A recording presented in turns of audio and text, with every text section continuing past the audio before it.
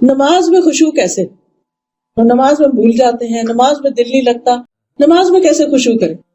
حضرت انس کہتے ہیں نبی صلی اللہ علیہ وسلم نے فرمایا اپنی نماز میں موت کو یاد کرو، کیونکہ جب انسان نماز میں موت یاد کرتا ہے تو ممکن ہے وہ اپنی نماز اچھی طرح پڑھنا شروع کر دے، اور اس آدمی کی طرح نماز پڑھو جو یہ سمجھتا ہے کہ یہ نماز اس کی آخری نماز ہے، اس کے بعد اس نے کوئی اور نماز نہیں پڑھنی. تو اس طریقے سے انسان کی نمازوں میں خشوع و خضوع آنے لگتا ہے. ایک آدمی نبی صلی اللہ علیہ وسلم کے پاس آیا، کہنے لگا اللہ کے رسول مجھے کچھ بتائیے اور مجھے کوئی مختصر سی نصیحت کر دیجیے. آپ نے فرمایا جب تم اپنی نماز کے لیے کھڑے ہو تو ایسی نماز پڑھو گے دنیا سے جا رہے. پھر ایک اور مرحلہ ہے اور وہ ہے اندر کی خیالات اور سوچوں کا. بہت سے لوگ اس پر پریشان ہوتے ہیں. اگر آپ اس طریقے پہ عمل کریں گے، سجدے والی جگہ پہ دیکھنا ذرا شروع کریں، آپ دیکھیں گے خیالات کم ہو جائیں گے. بہرحال ہر شخص کا اپنا اپنا حساب ہو سکتا ہے. مجھے اس سے بہت فائدہ ہوا ہے کیونکہ اللہ کے رسول صلی اللہ علیہ وسلم کی کوئی بات بھی حکمت سے خالی نہیں. تو خیالات دو طرح کے ہوتے ہیں، ایک ہوتا ہے خیالات کا آنا اور ایک ہوتا ہے خیالات کا لانا. آنے والوں کو تو آپ روک نہیں سکتے، پاسبل ہی نہیں. اور ایک ہوتا ہے خود انوائٹ کرنا، کسی کو بلانا، دعوت دینا. اس کو آپ بہرحال کنٹرول کر سکتے ہیں. اب جو بن بلائے آ جاتے ہیں ان کو آنے دیں، ان کو آپ اگنور کر دیں، کیونکہ ہمارا دماغ ایسی چیز ہے کہ جو کانسٹنٹلی کام کرتا ہے، رکتا نہیں ہے. آپ سو رہے ہوں تب بھی وہ خوابیں دیکھتا رہتا ہے، آپ جاگ رہے ہوں، آپ کسی سے بات کر رہے ہوں تو ضروری نہیں کہ آپ کی پوری توجہ وہاں ہو. بہت دفعہ ایسا ہوتا ہے کہ بات کرتے ہوئے آپ کا دھیان وہاں بھی ہوتا ہے اور کہیں اور بھی ہوتا ہے.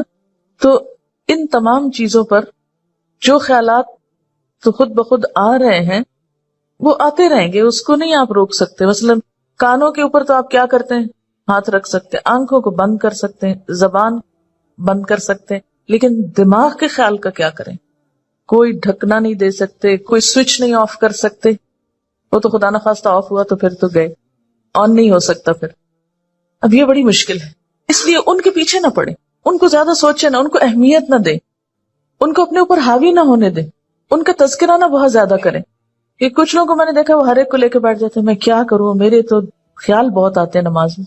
کسی کے پاس کوئی جادو کی چھڑی نہیں کہ جو ایک آپ کو لگائے گا اس وقت اور آئندہ آپ کے خیالات نہیں آئیں گے. اس لیے آپ ان کا تذکرہ زیادہ نہ کریں، just take it easy, normal لیں. تو ہوتا ہی ہے تو آئیں گے، لیکن یہ نہ کریں کہ کوئی ایک خیال آ گیا ہے تو پھر اس کے آگے اور سوچیں. مثلا اپنے کاموں کی پلاننگ وہاں کھڑے ہو کے شروع کر دیں. اور فرض نمازوں میں ایسا نہیں ہو سکتا، ایسا نہیں کیا جا سکتا. نفل میں اگر ہو جائے، جیسے حضرت عمر رضی اللہ تعالیٰ عنہ جو فوجوں کو ترتیب دینی ہوتی تھی تو نفل نماز شروع کر دیتے تھے. تو نوافل کی حد تک ٹھیک ہے لیکن فرض میں نہیں. پھر آپ دیکھیے کہ اگر آپ بدل بدل کے صورتیں پڑھیں گے، قرآن پاک کا کچھ حصہ ساتھ ساتھ یاد کرتے رہیں گے، تو آپ دیکھیں گے کہ اس سے بھی فرق پڑتا ہے. چینج سے یکسوئی آتی ہے. مثلا ایک جگہ آپ کھڑے ہیں یا ایک جگہ آپ کام کر رہے ہیں تو بعض اوقات آپ کام نہیں کر پاتے اور بار بار آپ کو خیالات تنگ کرتے ہیں. اپنی پڑھائی کے دوران بھی آپ نے دیکھا ہوگا، آپ تھوڑی سی پوزیشن چینج کر لیتے ہیں، جگہ بدل لیتے ہیں، اٹھ کے جا کے پانی پی کے آ جاتے ہیں، یہ کچھ تو اس سے پھر فرق پڑ جاتا ہے. اسی طرح اگر آپ تلاوت یعنی قرآن پاک کا وہ حصہ جو نماز میں پڑھ رہے ہیں، اگر آپ اس کو تبدیل کرتے رہیں تو فائدہ ہوگا. اس کے لیے طریقہ کیا ہو؟ کیونکہ آپ نے دیکھا ہوگا کچھ قرآن پاک آپ نے یاد کیا پھر وہ آپ کو بھولنے لگا. کوئی صورت اگر کچھ دن تک نہیں پڑھی، اگلے دن نماز میں پڑھنے کھڑے ہوئے وہ اٹکنا شروع ہو گیا، آپ نے تنگ آ کے چھوڑ دی. ایسی چیزیں بہت نیچرل ہوتی ہیں. اس کا علاج کیا ہے؟ ایک پاکٹ سائز کا چھوٹا سا قرآن پاک کا نسخہ جو ہے وہ نماز کے وقت میں قریب رکھ لیں. میں نے ایک باسکٹ سی بنائی ہوئی. تو آپ کیا کریں، دعاؤں کے کارڈز، تسبیح اور جو قرآن پاک کا نسخہ، اگر آپ چشمہ لگا کے پڑھتے ہیں تو چشمہ، یہ ساری ضروری چیزیں جو ہیں اس کے اندر موجود ہوں. وہ آپ اپنے بیڈ روم میں، اپنے وارڈ روم میں کہیں ایک جگہ پر اس کو رکھ لیں. جو ہی نماز پڑھنے لگے جائے نماز بچھائی اور اٹھا کے وہ ٹوکری پاس رکھ لی. اچھا سنت پڑھ لی آپ نے، اب آپ نے ارادہ کیا کہ میں آج فلاں سورت پڑھوں گی اور آپ کو بھولی ہوئی ہے یا آپ سمجھتے ہیں کہ آپ کو یاد دہانی کی ضرورت ہے. کئی جگہ ہوتے ہیں نا وہ شبے پڑ جاتے ہیں. تو آپ کیا کریں، شروع کرنے سے پہلے 1 سیکنڈ کے لیے ان جگہوں پر دیکھ لیں، اس کو پھر رکھ لیں، پھر آپ نماز پڑھیں. آپ انشاءاللہ وہ سورت بہتر طور پر پڑھ پائیں گے. جب آپ پڑھیں گے تو آپ دیکھیں گے کہ آپ کی واقعی نماز میں خوشی پیدا ہوگی. کیونکہ کچھ عملی تدابیر بھی ہوتی ہیں کہ یکسوئی والی جگہ ہو، لیکن ساتھ ایسی چیزیں موجود ہوں. مثلاً اگر آپ نوافل پڑھ رہے ہیں اور آپ تھک گئے ہیں بیچ میں، تو بجائے اس کے کہ اپنے اوپر زور زبردستی کر کے پھر کھڑے ہو جائیں، آپ بیچ میں تھوڑا بیٹھ بھی سکتے ہیں، یا یہ کہ سلام پھیر کر آپ دعاؤں کا کارڈ نکالیں، کچھ دعائیں پڑھ لیں، اس میں آپ ریلیکس بھی ہو جائیں گے، اور ساتھ یہ ہے کہ دعائیں بھی مانگی جائیں گی، اور اگلے 2 نفل جو ہیں وہ زیادہ یکسوئی کے ساتھ پڑھے جائیں گے. تو اس طرح کی کچھ عملی تدابیر جو ہیں وہ آپ کی نماز کو اچھا کر دیتی. اسی طرح اگر ماحول کو تھوڑا اور خوشگوار بنائیں، مثلاً یہ کہ جائے نماز کے اوپر اگر آپ تھوڑا سا عطر لگا لیں، یا یہ کہ آپ اس کو جھاڑ پٹک کے رکھیں، کچھ عرصے بعد اس کو دھو لیں، صاف کر لیں. تو یہ جو پاکیزگی اور صفائی کے جو مرحلے ہیں نماز کے ساتھ، لباس کے علاوہ، جسم کے علاوہ جگہ کی صفائی، اس سے بھی نماز میں خشوع آتا ہے. کیونکہ اگر آپ ایسی جگہ پہ نماز پڑھیں جو اسمیلی ہے، یا جہاں گھٹن ہے، یا جہاں کوئی آکسیجن نہیں ہے، تو اس سے بھی کیا ہوگا کہ آپ کو ایک دم جمائیاں آنے لگیں گی، آپ کو نیند آنے لگے گی، آپ کے اندر ایک بیزاری کی کیفیت ہوگی.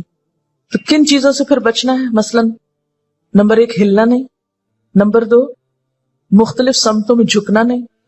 کیسے؟ یعنی یہ نہیں کہ کبھی دائیں ٹانگ پہ کھڑے ہو جائیں، کبھی بائیں ٹانگ پہ کھڑے ہو جائیں، یہ نہیں کرنا.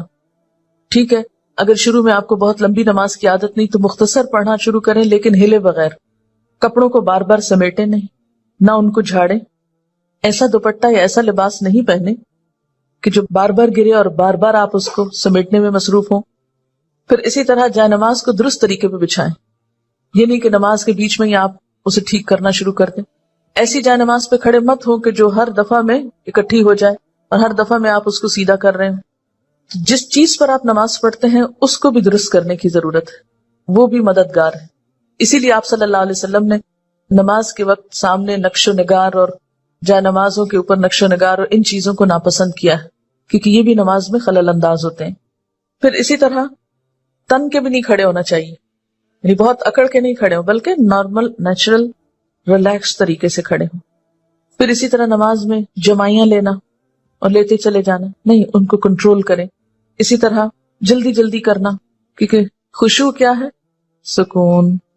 اور سکون میں کیا ہے کہ آپ جب قیام کریں تو ہلنا بند کر دے، رکوع کریں تو اتنی دیر رکوع کریں کہ جسم ہلنا بند کر دے، رکوع سے جب اٹھیں تو کھڑے ہو کر دوبارہ اتنا کھڑے ہوں کم از کم کہ آپ کا جسم ہلنا بند کر دے. پھر جب آپ سجدے میں جائیں ٹک جائیں، اور اس وقت سر اٹھائیں جب تسبیحات پوری ہو چکی ہوں اور ہلنا بھی ختم ہو چکا. یہ نہیں کہ آپ ایک کانسٹنٹ موومنٹ میں کھڑے ہوئے تو رکوع میں ہلتے ہلتے پھر کھڑے ہو گئے، پھر سجدے میں ابھی ہلنا بند نہیں تو پھر کھڑے ہو گئے اور پھر واپس پلٹ گئے. یہ ماری ماری نماز جو ہے جلدی کی، اس سے قطعاً خشوع نہیں آتا. خشوع کے لیے آپ کو ٹھہر ٹھہر کر آہستہ نماز پڑھنی ہوگی. مسئلہ پیش آنے پر، مسئلہ نماز میں خشوع نہیں، مسئلہ پیش آ گئے، مسئلہ پیش آنے پر مسئلے کو پہچانے، اس کے اسباب جانے، یعنی مسئلے کو آئیڈینٹیفائی کرے. پہلے یہ ہے مسئلہ، خشوع نہیں آ رہا، پہچانے وجوہات کیا ہے، کیوں نہیں آ رہا. ایک وجہ کہ جگہ ٹھیک نہیں، 2 وجہ کہ قرآن یاد نہیں، 3 وجہ کہ آس پاس شور ہے، وغیرہ وغیرہ وجوہات معلوم کر لیں. اور ایک ان سب وجوہات سے بڑی وجہ کہ نماز پڑھنے کے ٹھیک طریقہ ہی نہیں آتا، الفاظ کی ادائیگی درست نہیں نماز کی، تو وہ ہر وقت ایک گلٹ ہے اندر، پتہ نہیں ٹھیک پڑھ رہی ہوں کہ نہیں، پتہ نہیں ٹھیک پڑھ رہی ہوں کہ نہیں. یہ جب تک یہ گلٹ رہے گی نماز میں خوشی نہیں آئے گی. اس گلٹ کو دور کریں. اگر آپ کو مثلاً اتحیات پڑھنا نہیں آتا، دروشی پڑھنا نہیں آتا، سیکھ لیں کسی سے، بالکل شرم محسوس نہیں کریں، جتنا جلدی ہو سیکھ لیں. کیونکہ اگر درست علم ہوگا تو آپ دیکھیں گے کہ اس سے بھی آپ کو سکون آ جائے گا. سارے مسائل کی وجوہات جانیں اور پھر ایک ایک کر کے وجہ کو دور کرنے کی کوشش کریں. اگر آپ سمجھتے ہیں کہ وجہ دور آپ سے خود نہیں ہو رہی تو کسی سے مشورہ کر لیں، اس مسئلے کا حل کیا ہو سکتا ہے. لیکن مسئلے کو سب سے پہلے آپ خود پہچانیں. کبھی یہ نہ کہا کریں بار بار مجھے نہیں پتا کہ یہ کیوں ہے. نہیں، کیوں نہیں پتا، پتا ہونا چاہیے. اللہ نے آپ کو عقل دی، سمجھ دی، جاننے کی کوشش کریں. اور پھر اس کے بعد یہ ہے کہ اس کا حل کریں، اور اس معاملے میں بے صبری نہ کریں. بہت سے مسائل کے حل میں وقت لگتا ہے، اس وقت کو اویل کریں اور صبر کے ساتھ آہستہ آہستہ آپ دیکھیں گے کہ انشاءاللہ وہ مسئلہ حل ہوتا جائے گا. اور سب سے بڑی بات یہ کہ پھر اللہ تعالیٰ سے خوب خوب دعا کریں کہ اللہ تعالیٰ تو میری نماز میں خشوع دے دے، مجھے نماز کا شوق دے دے، مجھے نماز کی محبت دے دے، نماز کو میری آنکھوں کی ٹھنڈک بنا دے. اس طرح کی جو بھی دعائیں آپ کے دل میں آئیں. آپ دیکھیے کہ مانگنے کے لیے آپ کے اندر سے بات اٹھنی چاہیے نا. دعا کوئی مصنوعی چیز نہیں ہے کہ کوئی مانگ رہا تو آپ اس کو دیکھ کے آپ بھی شروع کر دیں. اس کی ضرورت آپ کو خود محسوس ہونی چاہیے کہ یہ چاہیے مجھ کو، یہ مانگنا ہے مجھے، اس کے بغیر میرا گزارا نہیں ہو رہا. تو جس طرح دنیا کی چیزوں کے لیے ہم تڑپ تڑپ کے مانگتے ہیں، اسی طرح دین کے لیے بھی، اپنی آخرت کے لیے بھی تڑپ تڑپ کے مانگنا سیکھیں. انشاءاللہ آپ دیکھیں گے کہ اللہ تعالیٰ کی رحمت بہت قریب ہے. ہوتا یہ کہ جب ہم نماز میں لطف اٹھاتے ہیں تو ایک نماز کا اچھا پڑھنا آئندہ کی نماز کے لیے خود بخود انتظار کی کیفیت پیدا کر دیتے ہیں نا، کیونکہ آپ نے اس کو انجوائے کیا ہوتا ہے. اور اگر ایک نماز آپ نے خراب پڑھی تو اس کے بعد دل پہ بوجھ پڑتا ہے، اس بوجھ سے گلٹ آتی ہے، اور پھر انسان کہتا ہے کیا فائدہ، پتہ نہیں پچھلی کا کیا بنا، اب اگلی کیا پڑھوں. بس وہ ایک پھر ڈگمگانے کی اور کشمکش کی کیفیت پیدا ہو جاتی. تو ہر نماز اپنی جگہ اہم ہے، اور ہر نماز کے اندر ایسی کوشش ضروری ہے جو اگلی نماز کے لیے ایک تیاری بن جائے، یا ایک گراؤنڈ پریپئر کر دے، یا اس کے لیے ایک بنیاد بن جائے. حضرت علی رضی اللہ تعالیٰ عنہ فرماتے ہیں کہ دائیں بائیں التفات یعنی گوشہ چشم سے دیکھنے سے بچنا خشوع ہے. یعنی نماز میں کھڑے ہو کر دائیں بائیں نہیں دیکھنا، ادھر ادھر نہیں دیکھنا، اور آنکھوں کے کناروں سے بھی نہیں دیکھنا. جو اس سے بچ جائے گویا وہ خشوع کی حالت میں ہے.